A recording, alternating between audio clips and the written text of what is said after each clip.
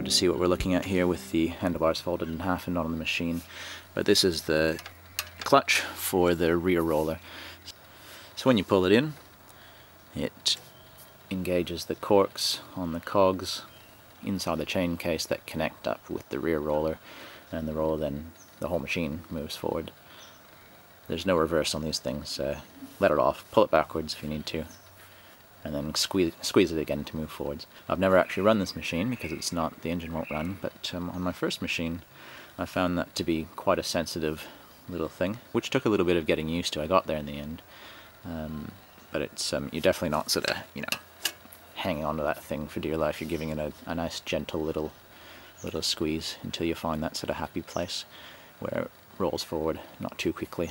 In general, when you're mowing, you don't want to be chasing after the thing, so you just want to give it a light little squeeze, be moving forward at a gentle pace so that you're getting as many cuts per second as you can, unless you've got a 12 blade reel or something like that. We're back to the back of the machine again here.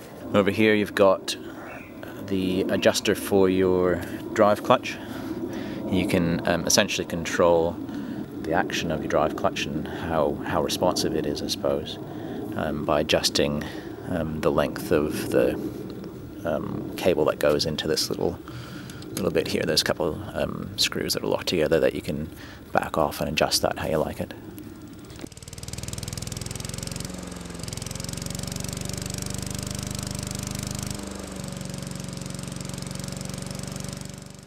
So what I'm going to do next is pop the chain cover off this thing and give you a quick tour of what's inside, which will then lead into tearing this machine down.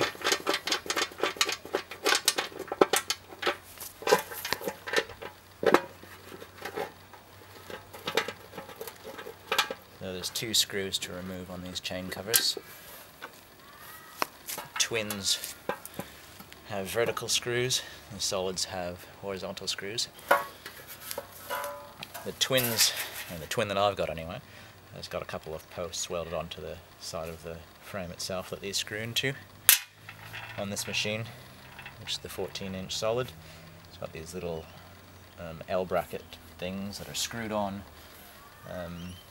through the bolt holes of the side. This one actually goes into the handlebar assembly. So what we're looking at here is inside the chain case. Got your height adjuster there, obviously, and a bunch of cogs, chains, lubricant, and other mess. Where to start? So coming off the engine, we've got our engine shaft back here that's controlled by the clutch. There's a cog up there that drives this chain around the bottom here, and that's this is a double cog on this one that comes off the shaft of the reel itself.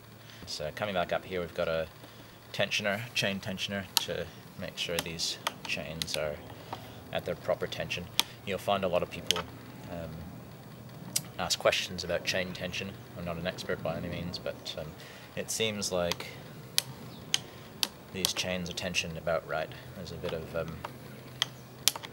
of leeway there, which is what you want. You don't want them too tight. The twins are very similar. In place of this chain tensioner, there's a static little piece of plastic that sits there.